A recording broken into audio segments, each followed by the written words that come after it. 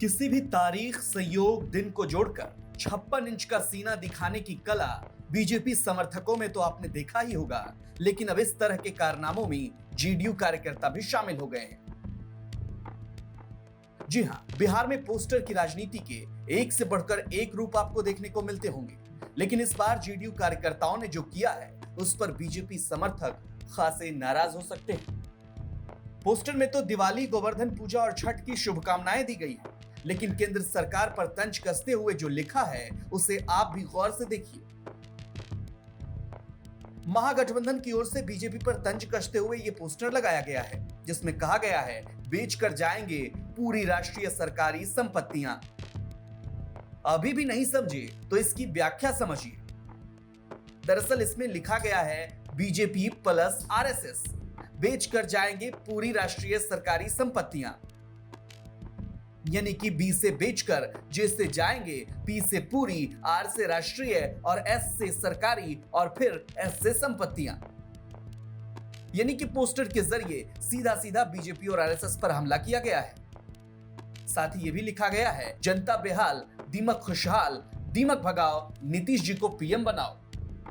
वहीं इस पोस्टर में केंद्र की सरकार और बीजेपी को लेकर जिस तरह की बातें कही गई हैं, उस पर विवाद खड़ा हो गया है। बीजेपी प्रवक्ता अरविंद सिंह ने इस पोस्टर पर कहा कि लोगों ने तो ये पोस्टर लगाया है, वो उनकी सत्ता की लोलुपता का सर्टिफिकेट है। ये उस बात का सर्टिफिकेट है जिस बीजेपी की मदद से 17 साल तक बिहार की सत्ता में वो लोग रहे, आज उसी के लिए इस तरह की भाषा बोल रहे हैं। जनता दल यूनाइटेड जो इस तरह का पोस्टर आज लगाए हैं, वो अपना सत्ता लोलुपता का सर्टिफिकेट दे रहे हैं बिहार की जनता को। जो 17 साल भारतीय जनता पार्टी के समर्थन से सरकार चलाते रहे, उस रोज उनको नहीं ऐसा लगा। लेकिन जब देश को बांटने वाले लोगों के साथ, चाइना से चंदा लेने वालों के लोग के साथ मिल करके और सबसे बड़े घोटालेबाज के साथ मिल करके जब बिहार में सरकार चला रहे हैं, तो उनको आनंद आ रहा है। और जो तन भी तेरा, मन भी तेरा, तुझको अर्पण सारा जीवन, और जा करके बॉर्डर पर कारगिल में